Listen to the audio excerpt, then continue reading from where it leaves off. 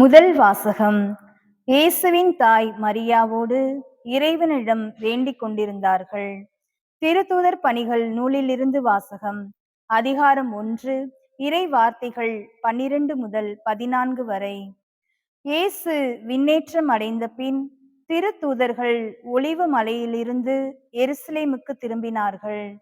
இம்மலை எருசலேமுக்கு அருகில் ஓய்வு நாளில் செல்லக்கூடிய தொலையில் உள்ளது. பேதுரு, யோவான், யாக்கோபு, அந்திரேயா, பிலிப்பு, தோமா, பர்த்தலமேயு, மத்தேயு, அல்பேயுவின் மகன் யாக்கோபு, தீவிரவாதியான சீமோன், யாக்கோபின் மகன் யூதா ஆகியோர் திரும்பி வந்த பின் தாங்கள் தங்கியிருந்த மேல் மாடிக்கு சென்றார்கள். அவர்கள் அனைவரும் சில பெண்களோடும் இயேசுவின் சகோதரர்களோடும் அவருடைய தாய் மரியாவோடும் இணைந்து ஒரே மனத்தோடு இறைவனிடம் வேண்டிக் கொண்டிருந்தார்கள். ஆண்டவர் வழங்கும் அருள்வாக்கு. இறைவனுக்கு நன்றி.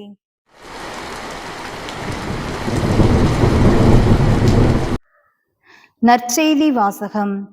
இதோ கருவுற்று ஒரு மகனை பெறுவீர். லூக்கா எழுதிய நற்செய்தியிலிருந்து வாசகம். அதிகாரம் 1, இறை வார்த்தைகள் 26 முதல் 38 வரை. 6ஆம் மாதத்தில் கபிரியேல் என்னும் வானதூதரை கடவுள் கலிலேயாவில் உள்ள நாசரேத்து என்னும் ஊரிலிருந்த ஒரு கன்னியிடம் அனுப்பினார். அவர் தாவீது குடும்பத்தினராகிய யோசேப்பு என்னும் பெயருடைய ஒருவருக்கு மன ஒப்பந்தமானவர். அவர் பெயர் மரியா. வானதூதர் மரியாவுக்கு தோன்றி, அருள் நிறைந்த மரியே வாழ்க, ஆண்டவர் உம்மோடு இருக்கிறார் என்றார். இவ்வார்த்தைகளை கேட்டு அவர் கலங்கி, இந்த வாழ்த்து எத்தகையதோ என்று எண்ணிக்கொண்டிருந்தார். வானதூதர் அவரை பார்த்து, மரியா, அஞ்ச வேண்டாம், கடவுளின் அருளை கண்டடைந்துள்ளீர். இதோ கருவுற்று ஒரு மகனை பெறுவீர்.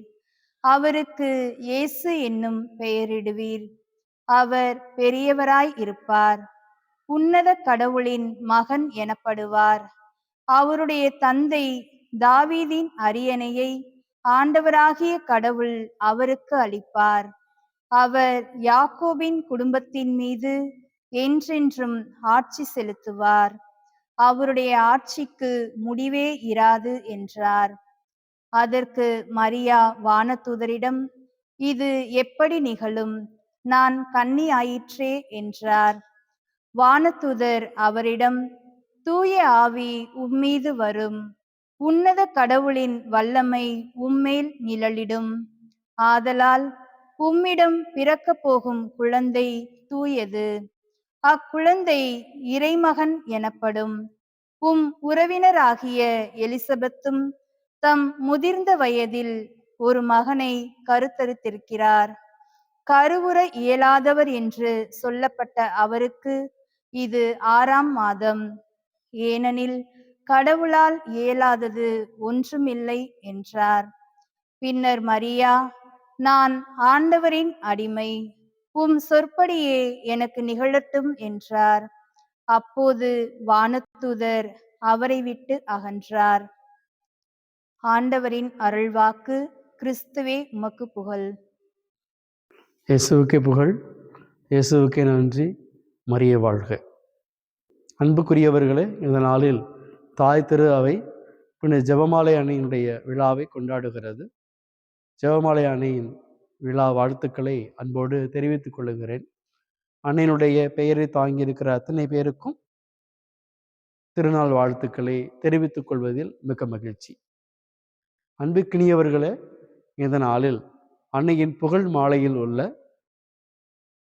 மகா அன்புக்கு பாத்திரமான மாதாவே என்கிற புகழ் வரியை சிந்திக்க உங்களை அன்போடு அழைக்கின்றேன். தாய் என்றாலே அன்பு. இந்த உலகில் எல்லாரிடமிருந்து அன்பு கிடைக்கலாம், பாசம் கிடைக்கலாம், அக்கறை கிடைக்கலாம். ஆனாலும் தாய் அன்புக்கு ஈடு இணை எதுவும் கிடையாது. அதை எல்லோரும் உணர்ந்திருக்கிறோம். ஆக அந்த அளவுக்கு ஒரு தாய் தன்னுடைய மகவை முழுமையாக அன்பு செய்கிறார். அப்படி என்றால் மகா அன்புக்கு பாத்திரமான மாதாவே என்கிற இந்த வாக்கியம் நமக்கு சொல்லுகிற செய்தி என்ன? அன்பு என்பது அன்னையிடமிருந்து பிறப்பெடுக்கிறது. அன்னையானவள் அன்புக்குரியவள். குறிப்பாக அன்பின் நிமித்தமாக இந்த உலகில் பிறந்த ஆண்டவர் இயேசு கிறிஸ்துவை தன்னுடைய திரு வயிற்றில் தாங்கிய அன்னை மரியா அன்புக்குரியவர். காரணம், கடவுள் இவரை முழுமையாய் தேர்ந்தெடுத்து அன்பு செய்து அரவணைத்து தன்னுடைய திருமகனுக்கு ஏற்ற இல்லிடத்தை அவருடைய திரு வயிற்றிலே உருவாக்கினார். பழைய ஏற்பாட்டில் அன்புக்கு பாத்திரமான கதாபாத்திரங்கள், குறிப்பாக பெண்களை அடையாளப்படுத்துகிறார்கள். முதலாவதாக ஈசாக்கின் மனைவி ரெபெக்கா. இவர் எழில் மிகுந்தவராக, அழகு மிக்கவராக, அன்பு நிறைந்தவராக அவர் வரலாற்றிலே குறிப்பிடப்படுகிறார். அதைத் தொடர்ந்து யாக்கோபின் மனைவி ராக்கேல். இவரும் அன்புக்கு உரியவராக, அக்கறைக்கு பெயர் போனவராக கணக்கிடப்படுகிறார். மூன்றாவதாக யூதித்து. இவர் கணவனை இழந்த போதிலும் தன்னுடைய அன்பிலிருந்து ஒரு சிறு துளி கூட குறையாது எல்லாரையும் நிறைவாக அன்பு செய்த ஒரு பெண்மணி என்ற பார்வையில் பார்க்கப்படுகிறார். நான்காவதாக எஸ்தர் அரசி. அழகு மிக்கவராக, எழில் மிக்கவராக, அன்பு நிறைந்தவராக, பாசம் நிறைந்தவராக இவரும் பார்க்கப்படுகிறார். பழைய ஏற்பாட்டில் இந்த 4 பெண்கள் அன்புக்குரிய பெண்களாக பார்க்கப்படுகிறார்கள். புதிய ஏற்பாட்டில் மகா அன்புக்குரிய பாத்திரமாக விளங்குபவர் நம்முடைய அன்பு தாய் மரியா. காரணம், ஆண்டவர் இயேசு கிறிஸ்துவை எந்த அளவுக்கு அன்பு செய்து தன்னுடைய திருவயிற்றில் தாங்கி அவரை பெற்றெடுத்து வளர்த்து அவர் தன்னுடைய திருப்பணியை செய்வதற்கு உறுதுணையாக இருந்தாரோ, அதே போல நம் ஒவ்வொருவரையும் அவருடைய அன்புக்குரிய பிள்ளைகளாக அவர் இன்றளவும் ஏற்றுக்கொள்கிறார். அதனால்தான் மிக பெருமையோடு, அதே நேரத்தில் வாஞ்சியோடு நாம் சொல்லலாம், மகா அன்புக்கு பாத்திரமான கன்னிகையே, மாதாவே என்கிற வார்த்தையை வெறும் வார்த்தையாக அல்ல, வாக்கியமாக அல்ல, மாறாக புகழ் வரியாக சொல்லுவதில் நாம் பெருமிதம் கொள்வோம். மன்றாடுவோமாக. என்றென்றும் வாழும் எல்லாம் வல்ல இறைவா, இந்த நாளில் ஜெபமாலை அன்னையினுடைய விழாவை கொண்டாடுகிற இந்த நாளில் நாங்கள் அந்த அன்பு அன்னை எங்களுக்காக மிகப்பெரிய பரிசாக கொடையாக கொடுத்திருக்கக்கூடிய திரு ஜெபமாலையை கையில் ஏந்தவும், பக்தியாய் ஜெபிக்கவும், அதன் வழியாய் நாங்கள் உம்முடைய அருளையும் ஆசிரியையும் பெற்றுக்கொள்ளவும் எங்களை பக்குவப்படுத்தியறலும். அதனுடைய பெயரை தாங்கி இருக்கிற அத்தனை பேரையும் ஆசீர்வதித்திரளும். குறிப்பாக மகா அன்புக்கு பாத்திரமான கன்னிகையாக விளங்குகின்ற அன்னை மரியாவுக்கு ஏற்ற பிள்ளைகளாக நாங்கள் வாழ ஆசி அளித்திரளும்.